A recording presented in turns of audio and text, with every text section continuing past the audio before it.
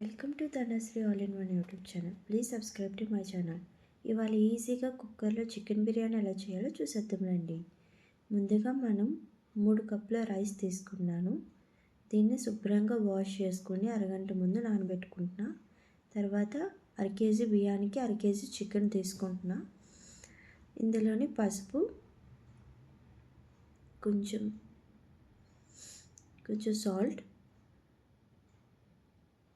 కొంచెం సాల్ట్ వేసుకోండి. అండ్ అరచక్క నిమ్మబద్ద రసం వేసుకోండి.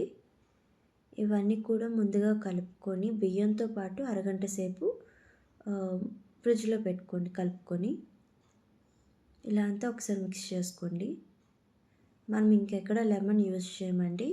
ఈ చికెన్తో పాటు ఆ లెమన్ కూడా వేసుకోవాలి.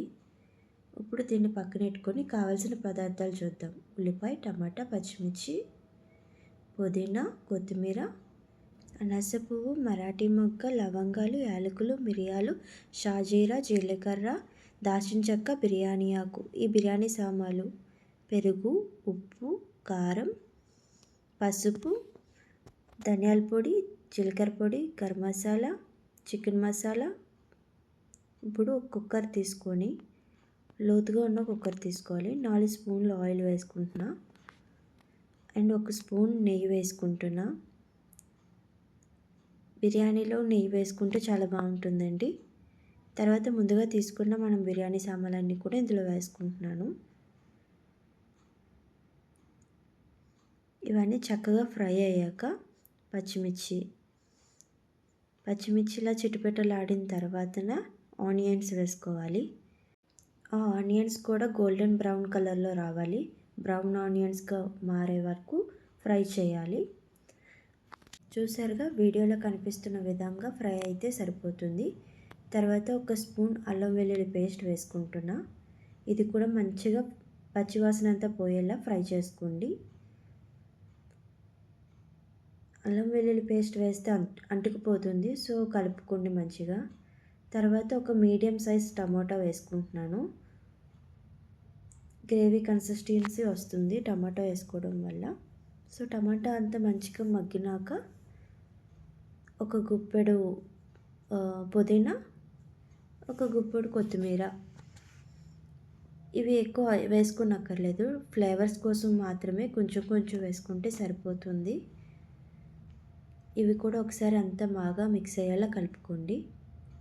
చికెన్ బిర్యానీ తినాలని ఉన్నా కూడా సపరేట్గా రైస్ బాయిల్ చేసుకొని దాన్ని మళ్ళీ దమ్ చేసుకొని అదొక పెద్ద ప్రాసెస్ అని చేసుకోవడం ఆగిపోతారు. కానీ ఇలా కుక్కర్లోనే దమ్ ఫ్లేవర్ వచ్చేలాగా మంచిగా ఈజీగా చేసుకోవచ్చు.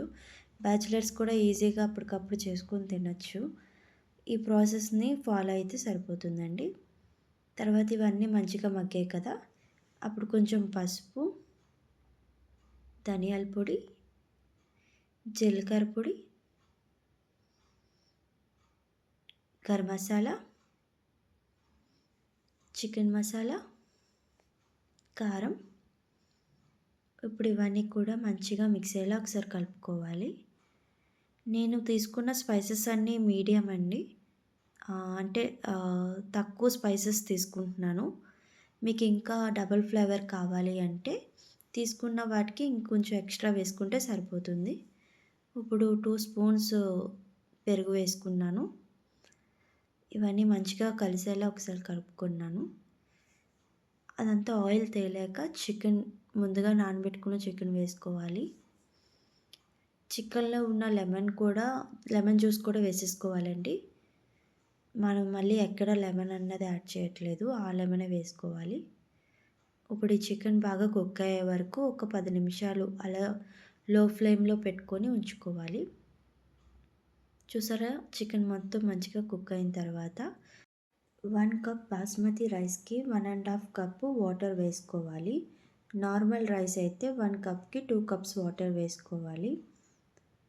బాస్మతి రైస్ కూడా పాత బియ్యం అయితే 2 కప్పులు వేసుకోవాలండి. కొత్త బియ్యం అయితే 1.5 కప్పు సరిపోతుంది.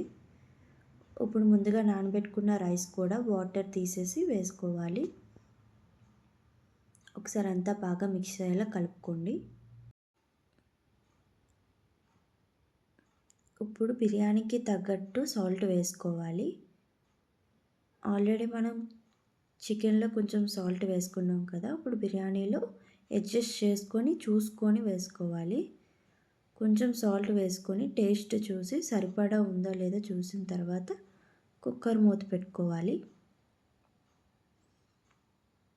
నేను తీసుకున్న రైస్కి 2 స్పూన్స్ సాల్ట్ సరిపోయింది. ఇప్పుడు ఇదంతా కూడా మంచిగా ఒకసారి కలుపుకొని, చూస్తున్నారు కదా, చూపిస్తున్న విధంగా కలుపుకోండి. ఎందుకంటే బియ్యం నానబెట్టిన బియ్యం కదా, ఇరిగిపోతాయి. మళ్ళీ బాస్మతి రైస్ పొడుగ్గా లేకపోతే బాగోదు కదా. సో ఒకసారి అంతా మంచిగా కలుపుకొని